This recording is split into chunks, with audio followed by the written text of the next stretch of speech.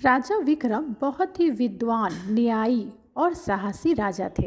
एक दिन उनके दरबार में दो व्यक्ति आए।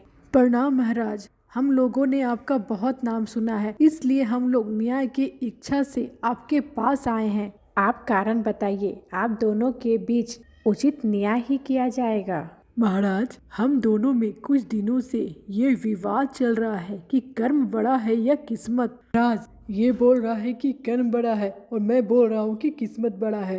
अब आप ही इसका न्याय कीजिए महाराज। दोनों लोगों की बातें सुनकर राजा विक्रम सोच में पड़ जाते हैं और वो दोनों व्यक्तियों से कहते हैं, आप दोनों के इस प्रश्न का उत्तर देने के लिए मुझे कुछ समय चाहिए। आप दोनों के इस प्रश्न का उत्तर मैं 6 माह के बाद दूंगा। आप मेरे पास 6 महीने के बाद आना। ठीक है महाराज, जैसी आपकी इच्छा।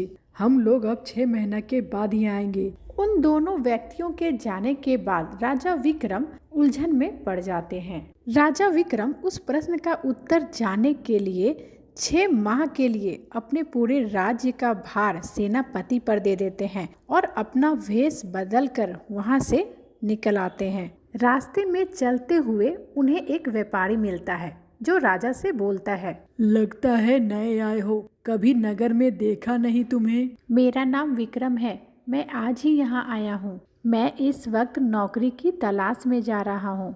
अगर आपके पास कोई काम मिल जाए तो बहुत मेहरबानी होगी। हाँ, एक सेवक की तो मुझे जरूरत है।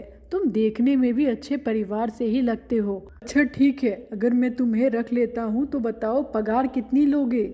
मैं प्रतिदिन के बस 1000 रुपये लूँगा। बाप रे, तुम तो इतना अधिक वेतन रख रहे हो, मैं तुम्हें 1000 रुपया क्यों दूँ। आप एक बार मुझे रख के तो देखिए, मैं आपको शिकायत का एक भी मौका नहीं दूंगा। मैं वो काम भी कर सकता हूँ जो कोई दूसरा नहीं कर सकता। तुम्हारी बातों पर विश्वास दिखाई देता है। अगर ऐसी बात है तो आज से तुम्हारी नौकरी पक्की हुई। व्यापारी राजा विक्रम को काम पर रख लेता है। राजा विक्रम दिन भर वहाँ काम करता है। व्यापारी उसे हर रोज 1000 रुपये की मुद्राएं देता, जिसमें से आधी मुद्राएं राजा विक्रम ब्राह्मणों को दे देता और आधे से आधे में गरीब और भिखारियों को बांट देते।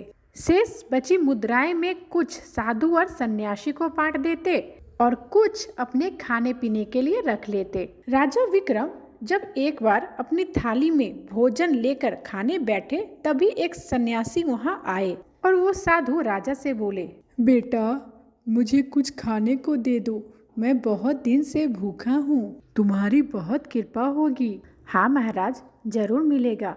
ये लीजिए, आप ये भोजन स्वीकार कीजिए। खुश रहो बेटा, भगवान तुम्हारा भला करे।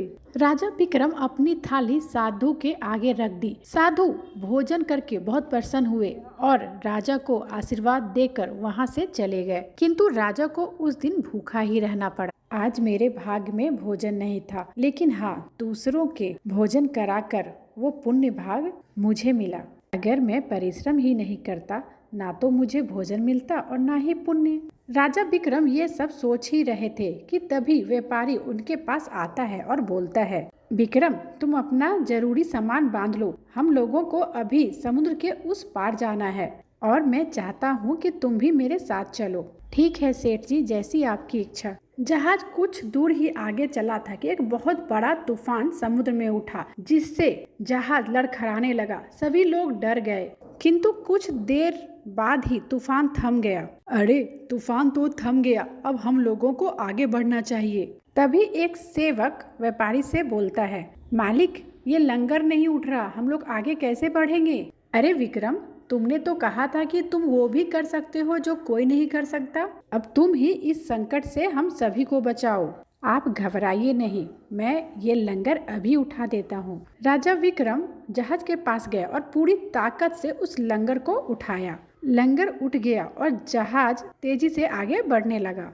के बाद राजा जैसे ही जहाज पर चढ़ना चाहा, लकड़ी टूट गई और राजा लकड़ी के टुकड़े के साथ समुद्र में गिर पड़े। या किसी तरह उस लकड़ी के सहारे ही समुद्र के किनारे तट पर आ गए। तभी राजा विक्रम देखते हैं कि उस नगर में बहुत उदासी छाई हुई थी। सुनो भाई, इस नगर में ये उदासी कैसी?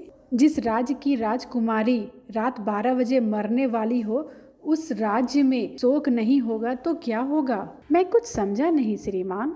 मेरे राजकुमारी के भाग्य में लिखा है कि रात 12 बजे एक सांप काटने से उनकी मृत्यु हो जाएगी। सुनो, मुझे यहाँ के राजा से मिलना है। वो व्यक्ति राजा विक्रम को उस राज्य के राजा के पास लेकर चलता है। राजा जी, आप इस दुविधा से मुक्त हो सकते हैं, इसलिए रात 12 बजे तक जैसा जैसा मैं कहता हूँ आप वैसा वैसा ही कीजिए। अगर तुम हमारी विपदा दूर कर दो तो हम तुम्हें मुंह मांगा इनाम देंगे। महाराज, आज जितना हो सके आप राजकुमारी के हाथों दान पुण्य का काम करवाइए। क्या दान पुण्य करने से ये समस्या टल जाएगी? हाँ महाराज, दान पुण्य और हमारा कर्म हमारा वर्तमान और भविष्य तय करते हैं।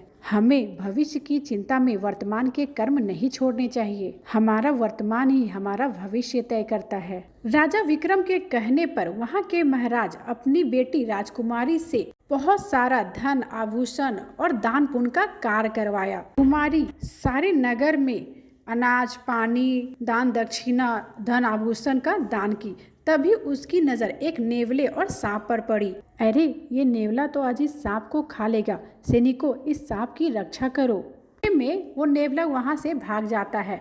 तब राजकुमारी बोलती है, अरे, इस सांप को तो थोड़ी चोटें आई है। सैनिकों, इसके लिए थोड़े दूध की व्यवस्था करो। सांप भूखा था, वो जल्दी जल्दी सारा दूध पी गया। कुछ देर बाद ही उस सांप की माँ वहाँ आ जाती है। तभी वो राजकुमारी से बोलती है, आज तुमने मेरे बेटे की जान बचाई हो। खुश रहो बेटी, तुम्हारी लंबी आयु हो। जैसे ही वो नागिन राजकुमारी को लंबी आयु का वरदान देती है, उसी समय राजा विक्रम उस महाराज के साथ वहाँ पर आ जाते हैं और वो नागिन से बोलते हैं, आप विक्रम आदित्य का प्रणाम स्वीकार कीजिए। आपने अनजाने में ही इस राजकुमारी को लंबी आयु का वरदान दे दिया है, जो कि आज रात 12 बजे एक सांप के काटने से मरने वाली थी। शायद इसके भाग्य अच्छे हैं। 12 बजे से पहले मेरे वरदान के कारण आज ये मरने से बच गई। इसके अच्छे भाग्य के साथ इसके कर्मों ने भी इसका साथ दिया।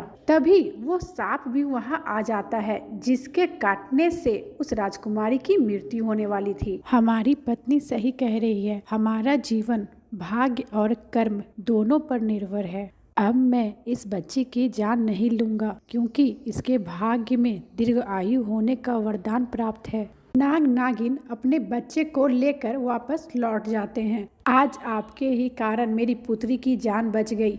आप कोई भले मानव दिखाई देते हैं। मुझे अपना परिचय दीजिए। मैं राजा विक्रम आदित्य हूँ। मेरा जहाज डूबने के कारण मैं यहाँ पर पहुँच गया। राजा को अपनी सारी कहानी बताता है। आप चिंता मत करो, मेरे पास एक जादुई घोड़ा है। वो घोड़ी दुनिया के किसी भी कोने में जा सकती है। आप उसमें बैठकर समय से अपने देश लौट जाएंगे। इस तरह विक्रम आदित्य जादुई घोड़ी पर सवार होकर अपने नगर को लौट आए।